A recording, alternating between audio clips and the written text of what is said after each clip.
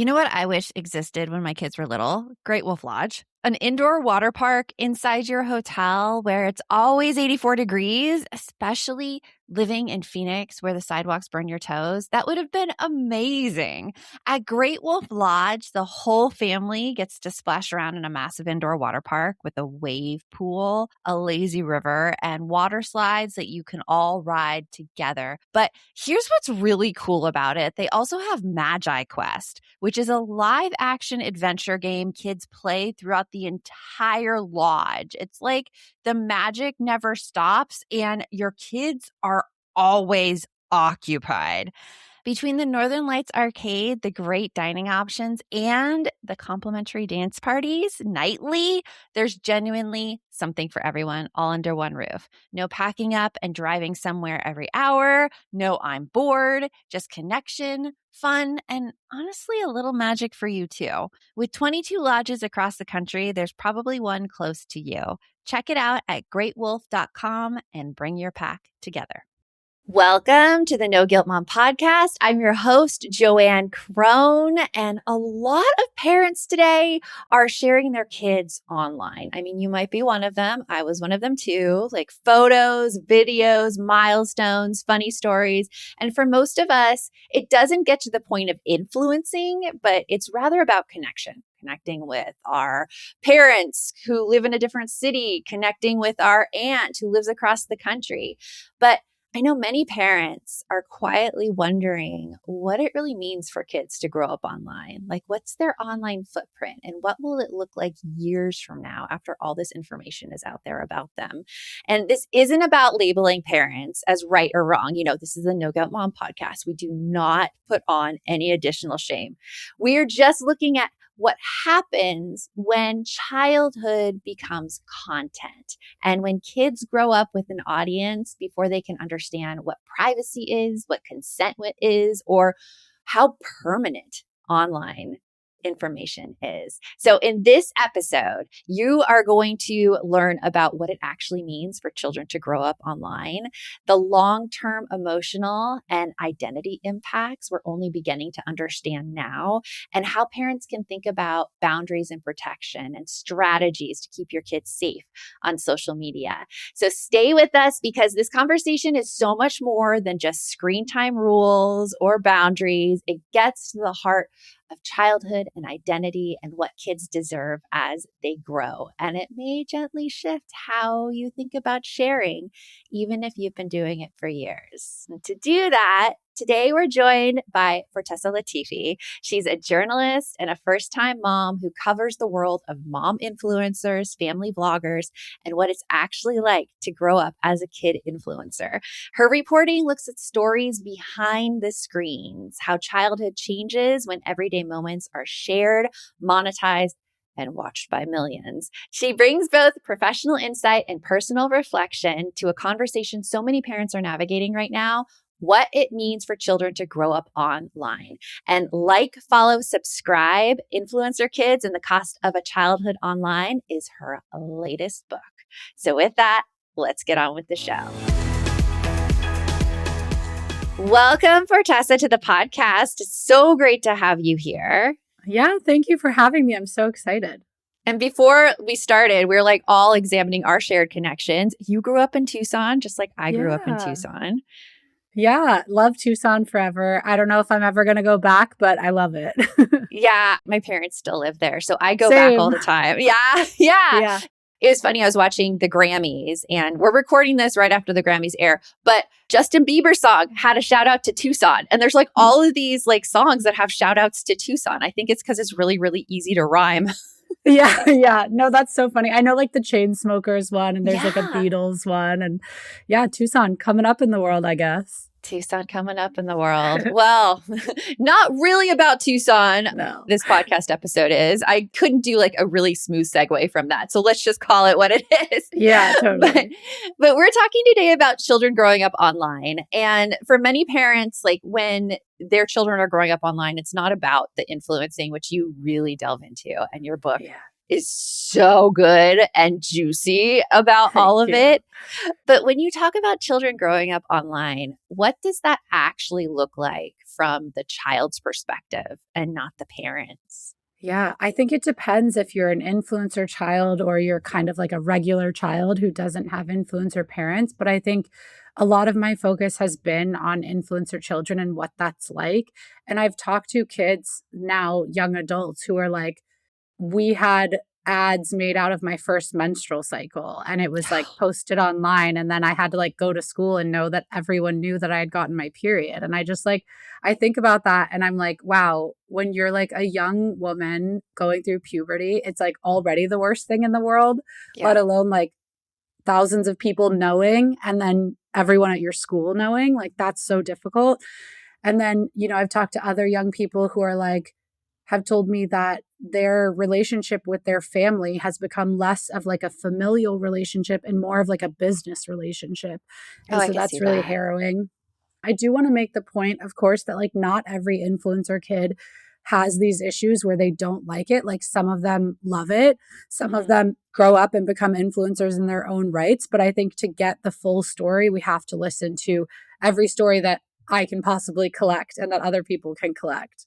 Right. And in your book, you have so many juicy stories, and I was just devouring them all. The one you had where you interviewed the nanny to the former influencer family, and she was just looking at this interaction about mom trying to get a photo shoot Yeah. and what she had to do during that.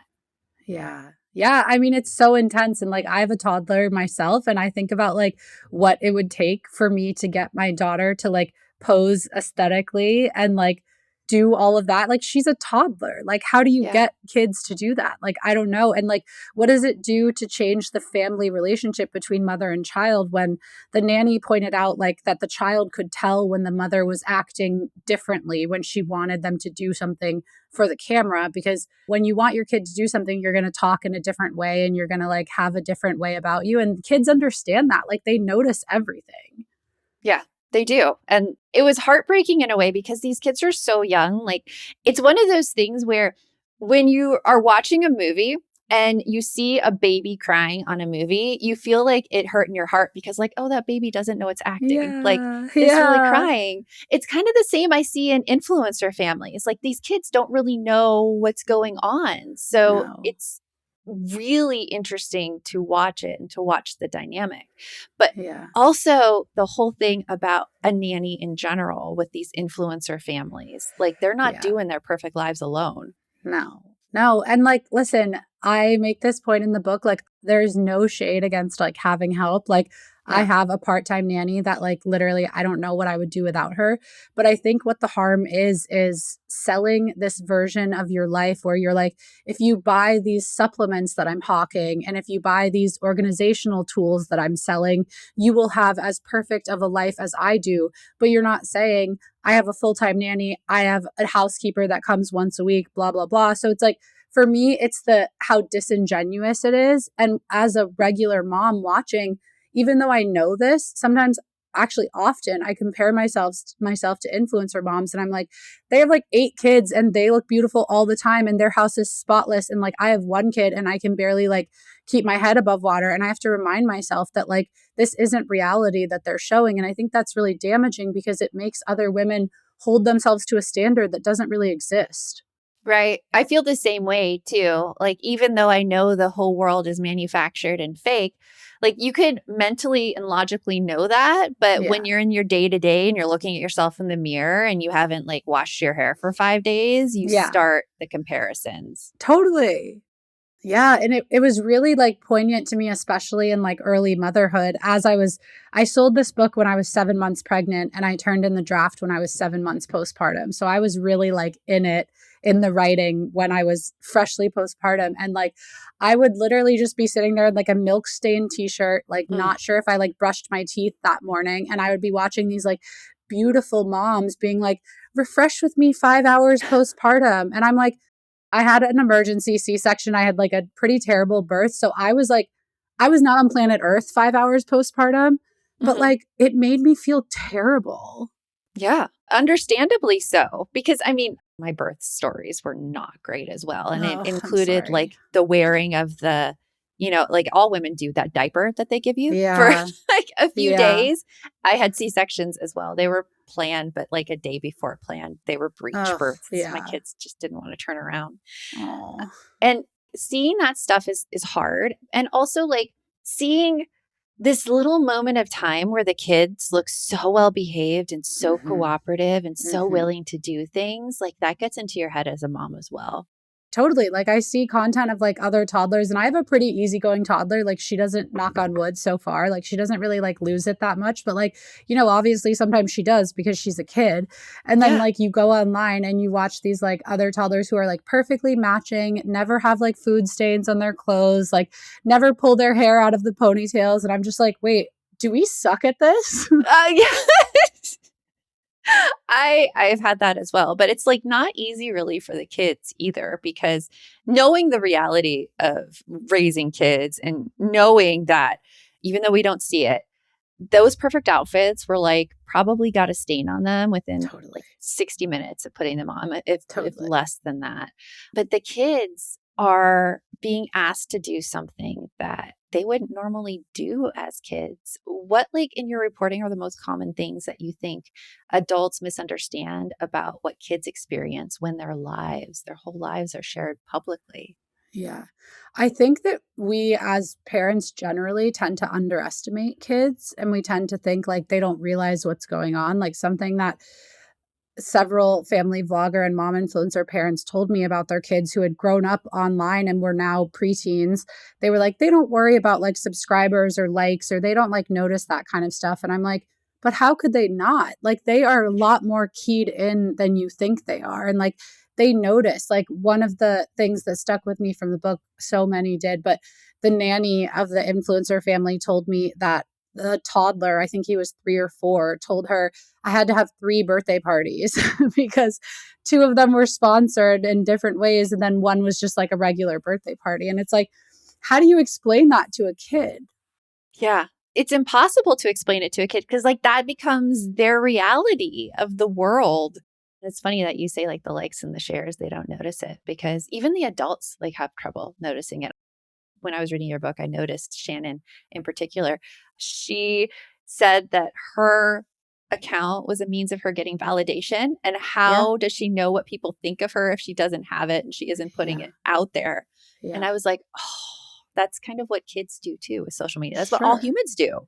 Yeah. I mean, how does a kid who's like way more susceptible to all of this, why do we think they're like protected in some way? Like, that doesn't make sense logically. Yeah. And how do they even give their consent for it? Like, can you even give consent when you're a child for Yeah, I this? mean, that's the question, right? Is like there's consent and then there's like informed consent, Hmm. because I think as a young kid, like it's one thing to be like, can I put this photo on the internet? But like, what is the internet to a young kid? And like, especially to an influencer kid, like, I mean, I cannot even conceptualize when I have videos go viral and I'm like, 3 million people have seen that. Like, and I'm 32, I can't understand that. So, like, how can a child understand that, like, I'm putting this content out to millions of people and they don't understand the life cycle? Like, a lot of times parents will delete content, but it's never really deleted. Like, a lot of Right. times in the book, I could find deleted content easily because people would stitch it or they would make montages or they would make reaction videos or whatever. And it's like, Mhm. it's never really gone. Right. No, it's never really gone. And I mean, there's even sites on the internet that you could use to crawl it from like past, like the Wayback Machine, which I use if I Yeah, forget something I posted like years and years ago. I can use that and be totally. like, okay, I got it now. Yeah. It's just never gone. And I think knowing these long term impacts is almost impossible. And it becomes impossible to see what life can be like for these kids after growing up online because the Yeah. effects don't always show up immediately. They No. show up later in like their identity and their boundaries and relationships. And we're going to get into that next.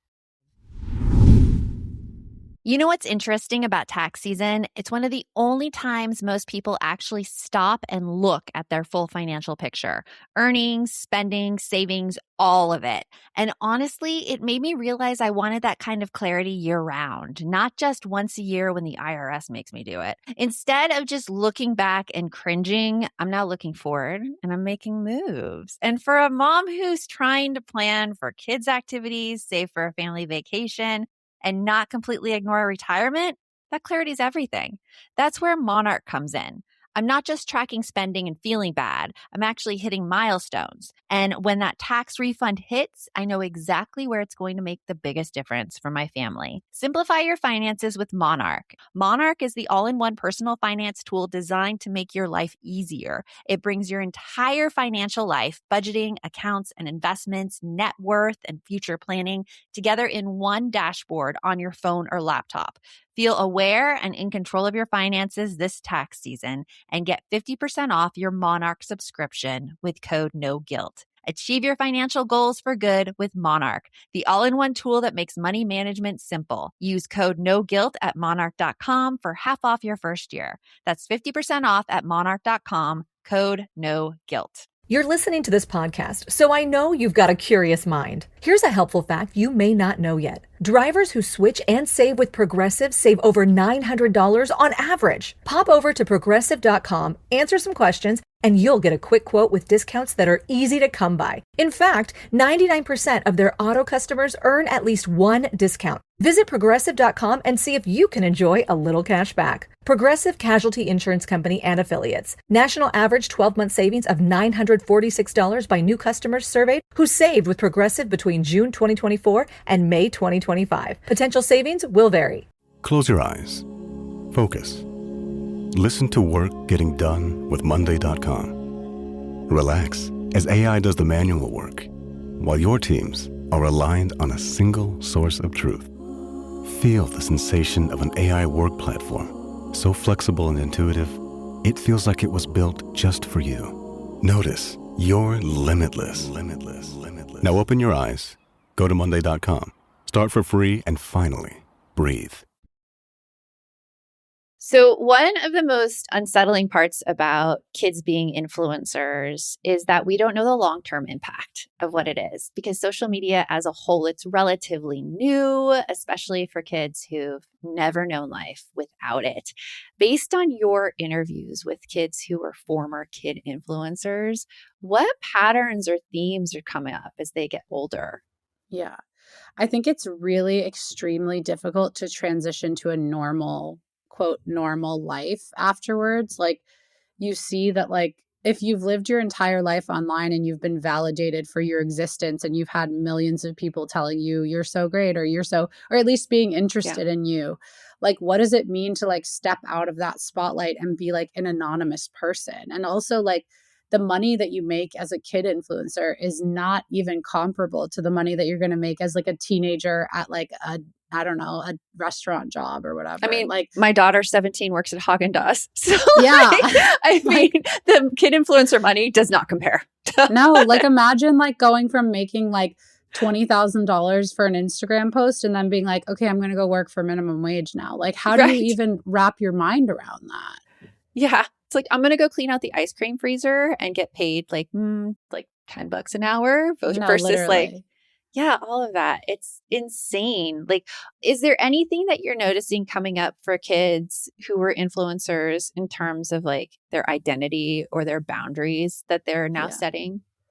I think it can be difficult to move past the identity that has been like enshrined for you on the internet. So something that Sherry Frankie, the daughter of Ruby Frankie, has written about and talked about is that millions of people still think of her as between 14 years old and 17 years old. And she's in her early 20s now. And she's like, people don't let me move on. And that's something that Piper Raquel, a famous child influencer, also told me. She's like, people don't understand that, like, I'm an adult now, like, I'm not a little kid, and they want you to stay a little kid because that's how they know you. Yeah. Can you explain for everybody who's the mom in that equation? Is it Ruby Frankie? Ruby Frankie, was a famous mom vlogger, YouTuber. She was like up in the upper echelons of mom vloggers, and she had a channel called 8 Passengers that was about her family with 6 children. She's Mormon. And then, I mean, there's so much that goes on there, but basically, eventually, she is arrested and charged with aggravated child abuse, and the whole house of cards falls down. And then Sherry, her daughter, her eldest, and her eldest daughter wrote this like heart plundering memoir about what it was like to grow up online and have all these people watching you when the reality of the situation behind the cameras was not what it looked like in front of them. And like something that I'm really careful to mention is that, like, God forbid that there's more situations like Ruby Frankie. Like, I want to think that she's an anomaly, like to be an actual child abuser. But it does serve to show that like not everything looks like it does in real life online. Right. It was stunning when the story of Ruby Frankie came out, because it is the extreme case of what we're talking about, where it looks perfect online, but it's really like not the case. What are some emotional or psychological costs that you uncovered that parents might not see while the content's being created? I think there's a loss of trust between the parent and the child. So I had one child influencer tell me, I don't trust that my mom won't film things and put them online. Like, even sometimes she'll tell me, I'll just film this and I'll send it to your aunt or to your cousin or whatever. And then she'll look later and it's like online. So it's like there's this loss of trust. And it's like the question of, is everything content? Like, if you go to your mom and you're having like, I don't know, a teenage meltdown or whatever, is that going to like become a blog post or an Instagram caption? Or like, that's really difficult to contend with. Yeah, there's no real privacy. And it's interesting because I used to use my kids a lot in like the work I did. I would always pay them in terms of, okay, like we're doing this for 20 minutes. And it was not frequent at all. It was like, let's like do a science experiment and let's just like play with that. But they were pretty young, and it was before we started having these conversations, like before 2020. Yeah. There got to the point where my kids were like, and we're not doing this anymore. And we're not Whoa. comfortable with this, because What was their reasoning? their friends were getting online and they didn't want to be seen that way by their friends. Yeah. And I totally see that. I mean, even my account right now is like all parenting stuff and all emotional stuff for moms. Like the kids are not involved in my content. And for a little bit, my daughter's friends, and she's a senior in high school now, were following me. And they would quote stuff I said, not about her. It was never about her. They would quote stuff I said to her, and it would always be really good. But some people, she actually told me, you have to block her. You cannot like let her see your content anymore. And she's still friends with this person. And every time I see this friend, her friend's like, can you unblock me now? And I'm like, no, it's up to my daughter. It's totally up to her. Oh my God, that's wild. It's insane. It's insane because everybody is on social media, and it becomes this thing when you have a forward-facing business, especially in the parenting realm. There is this line that like you're constantly looking at to see, okay, what of my life can I share and what of my life do I need to keep private to protect my kids? And yeah, it's interesting. So when I see like these family vlogs and stuff go out, and knowing my own experience, I always think, how are the kids okay with this being shown? Because my kids would not be. No, and I think a lot of kids aren't, but it's difficult because I feel like these parents kind of write themselves into a corner when they become successful enough that they quit their jobs, and then YouTube or Instagram or TikTok is the family business. And then is there really room for misgivings at that point? Yeah. Yeah. I mean, if it's the way that the family is making money, that becomes a very hard thing. It's a story you told about the single mom who was using it to support the family. Yeah. And the daughter kind of resigning herself to that. I was like, that's an example of, hey, like, how do you not put yourself online when there's no other money coming in? Yeah, when you don't have that many other options. And I think I feel a lot more sympathy for these creators than people expect that I would. But just because I think, especially in the US, with our lack of social safety net, with our lack of paid maternity leave, with the way that mothers make less money than women who aren't mothers, like, I can understand. Like, I truly feel that family vlogging and influencing is the only career in which having a baby is a positive. Like, Oh, I yeah. love my daughter. I love her to the ends of the world. It was not a positive on my career to have a Yeah. baby. Like, it just wasn't, and it can't be. But if I were a mom influencer, I would have made a ton more money when I had a baby. That is true. And you like hit it right there. It is in the US, we have those lack of social safety nets. And I think women are like being very creative and ingenious when they're like, Yeah. okay, well, here's the way I'm going to support myself and my family that is respectable. You can't help but feel some kind of empathy for them when they're putting their lives online as a way to make income and stay home with their kids and always be around their kids too. No, it's crazy. Is there any moments or stories from your reporting that changed how you think about kids and online fame? I mean, there's one video that I watched several times to have to transcribe it and describe it in the book.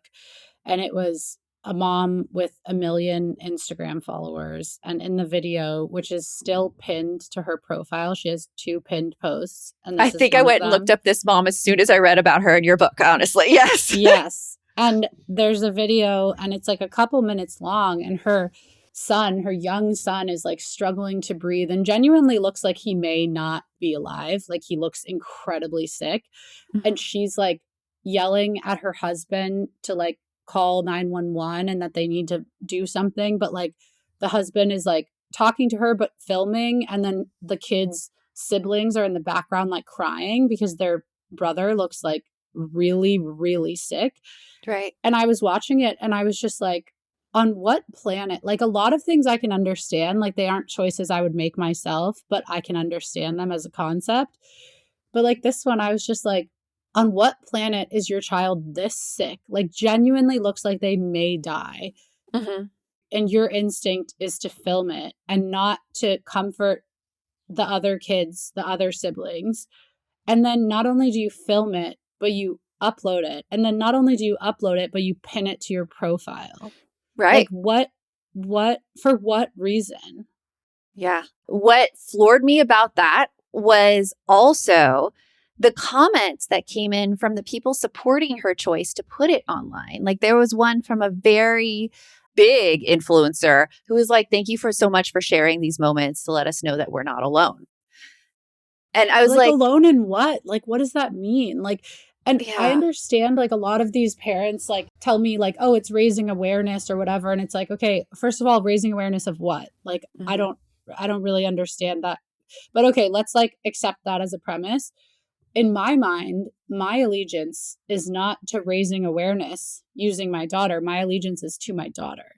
Right. So like, I don't understand. I do not understand specifically the videos where kids are sick or hurt or in pain, and the parents' instinct is to record it and post it. I really have a hard time with those videos.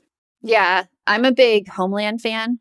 You know, the show with like Claire Danes, and I'm like going through all the seasons, and there was just an episode, and it's during the season where, spoiler alert for everyone, the show's been off for like a few years though, so I think I'm fine. Her daughter gets taken away from her, and the social worker tells her that her daughter got taken away because she put the case first and the mission first. And she said, sometimes the kids come first. And I think that's what is being missed in this kids are content thing. Like, the kids are not being put first ever in those situations. No. I just cannot come up with a justification. Like, a lot of these things I can say like, okay, I can understand if I were a different person or if I were in a different economic situation, like I can understand making this choice. But like that one and like other videos of kids just like sobbing and having like breakdowns about like whatever, I was just like, I don't get it and I can't excuse it. Yeah. It's hard to see those things online, even if you're the person, like it's you crying and you put it out there. Like, having kids see themselves in that state, I think is so emotionally vulnerable. Yeah. I don't know how parents do it either. I can't. And I've frequently thought, like, looked at that content, being an influencer, or like, I'm not an influencer. I'm more of an entrepreneur and a coach, but being in the Instagram arena, trying to grow my own account, and then seeing those pieces of info where the account just grows phenomenally because somebody puts that on there, I can see the draw, but I can't morally justify it at all. Same. Yeah. Yeah. Yeah. I mean, the reason for doing it, it makes sense. Like people, I talked to this YouTube strategist for the book who told me that people would like be jealous of other people's kids who were like getting sick or getting in accidents or whatever because it did so well on YouTube. And they're like, of course they're growing, their kid keeps getting sick. And I'm like, do you people hear yourselves? Yeah. It does become like that. I've seen that. Definitely. I've seen like influencers I know personally put like, here, we're going to the hospital and it's an ambulance. And there was like this huge injury. Yeah, it's crazy. Well, now, like looking at the long-term aspects of it, we're going to shift a little bit into strategies parents can use and learn from all this right after this.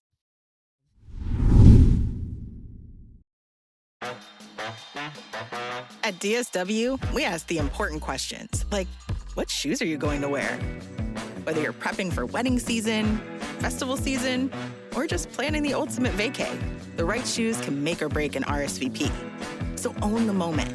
You've got big plans, and we've got just the shoes. At the perfect price, of course. Get ready to get ready with Designer Shoe Warehouse. Head to your DSW store or dsw.com today and let us surprise you. Is get the kids in swim lessons sitting on your mental to-do list right now? Maybe it's been there since last summer. No judgment. You're not behind and you are not the only one. Here's what I love about Goldfish Swim School. They get it. Their whole approach is built around meeting kids exactly where they are, not rushing them, not stressing them out, just building real water confidence and safety skills at their own pace. They use something called the science of swim play, which blends guided play with proven teaching techniques. So your kid is basically having fun and learning to be safe in the water. It's a win-win. And they've thought of everything too. Warm indoor pools, professionally trained lifeguards on deck at every single lesson, flexible scheduling, and easy makeups right through their app. Because life is busy and consistency shouldn't be a battle. Goldfish has lessons for kids as young as 4 months all the way through age 12. If you've been thinking about swim lessons or just wondering where to start, this is a great opportunity. Right now, Goldfish Swim School is offering a waived membership plus your child's first lesson free at participating locations. Just visit goldfishswimschool.com/free to find a location near you and enroll using promo code FREE. It's a simple way to get started and feel confident knowing you're giving your child skills that really matter. I just got back from Japan and packing is always my nemesis. I always end up with like 4 bags just for my toiletries. But this trip was different. I brought my Quince travel case and the leather felt incredible. It had these built-in straps, like little slots perfectly sized for my makeup brushes, so I didn't have to just stuff them in. And all of my toiletries fit. All of it in one gorgeous case. I didn't have to pack 3 separate bags. I didn't have to dig around for anything. I was organized and it was beautiful, which apparently is something I didn't know I needed until I had it. That's the thing about Quince. They make pieces that are premium quality without the ridiculous markup. We're talking 100% European linen, organic cotton, soft denim, leather bags made from 100% hand-woven Italian leather, and styles starting around $50. They work directly with ethical factories and cut out the middlemen. So the price you see, that's for the quality, not the brand name. Their spring pieces are lightweight, breathable, and the kind of things you just throw on and look like you have it all together, even if you absolutely do not. I'm speaking from experience. Refresh your spring wardrobe with Quince. Go to quince.com/NGM for free shipping and 365-day returns. Now available in Canada too. Go to quince.com/NGM for free shipping and 365-day returns. Quince.com/NGM. So if you're listening right now and you're thinking, okay, so what can I take away from this? What can I do with this information? Because sometimes when you're sharing that, if you are an influencer, opting out isn't realistic, as we talked about, because of the money involved, although it is morally definitely the right way to go. But When you were writing this book, you mentioned before you wrote it 7 months pregnant, and then Yeah. you turn in the final draft 7 months postpartum. What did like becoming a mom through this experience do to you or change anything about how you put your child out there? Yeah. I wasn't sure what I was going to do with my daughter, if I was going to put her online or if I wasn't. But then when I got pregnant, I just felt this like instinct to like keep it to myself and to our families and to my friends. And I never posted that I was pregnant online. And then when my daughter was born, it just kind of kept going where I haven't posted her face, I haven't posted her name or like her birth date. And like, it's just this instinct of like protection. And like sometimes I wonder if I'm being paranoid. And then I read like, and I write the things that I read and write. And I'm like, okay, Mm-hmm. maybe I'm not being paranoid. But I just like, she's so precious to me. And like, I just want to keep her to myself and to our families. And like, I just don't understand why thousands of people who don't know her should see her. Like it just doesn't make sense to me. And I don't think it's like morally wrong to make the other decision, but like for me, I can't do it. Something in me just like seizes up. Like I'm just like she's so little. Like she's so precious. Like why would I put her out there? And like people are so mean on the internet. Like Yeah. sometimes, like, I usually am pretty lucky, but sometimes I'll get like a lot of hate. And I'm just like, why would I give them the ammo of the person that I love the most in the entire world? Right. Why would you even put your kid out there to get that push back on you? Yeah. I have to say, like, when my daughter was born, she was born in 2008, and social media wasn't really a thing then. I mean, Yeah. there's some baby pictures of her on Facebook, but like it's on a personal account that's was locked down. Yeah. Seeing kids grow up in this world and seeing now my daughter and her thoughts about social media. I mean, she's on it.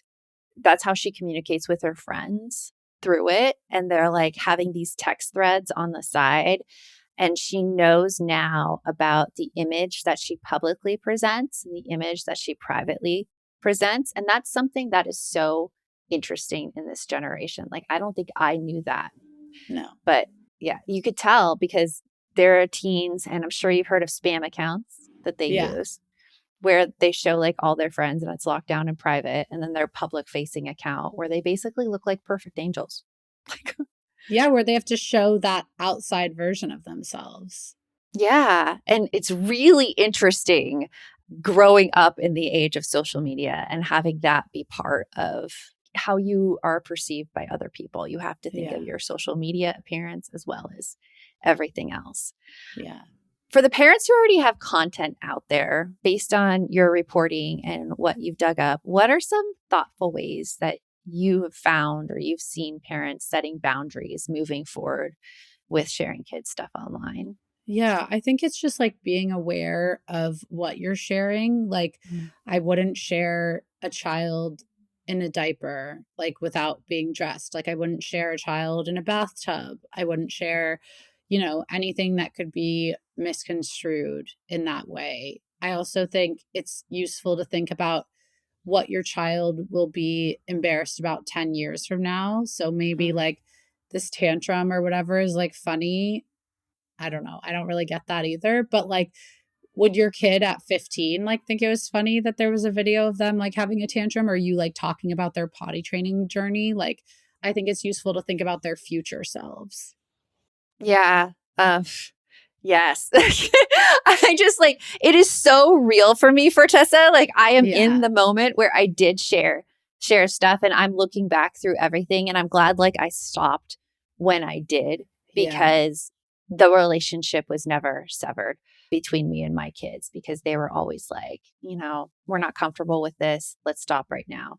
They have their own social media and they put out what they want to put out, and there's a Yeah. lot of talk and back and forth between both of us now. But I think that's how Yeah. it should be, where kids get to Yeah. the age they can have that informed consent, as you Yeah, talk they about. make their own choices. And at least like there are definitely things I regret having put online when I was younger, but like I did it.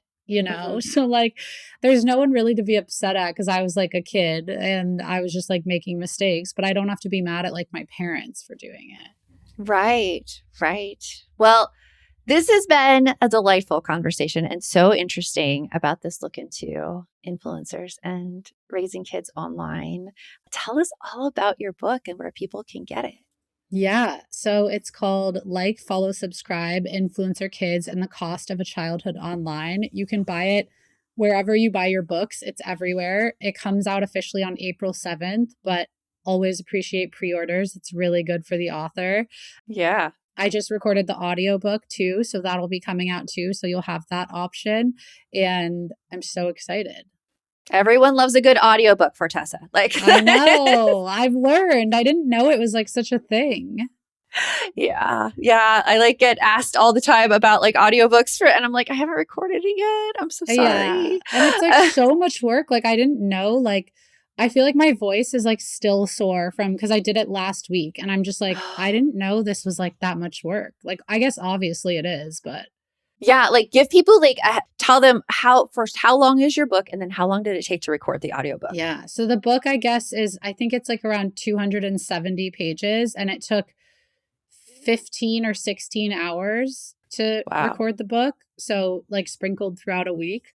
It was a lot. I'm not used to talking that much. That is a lot.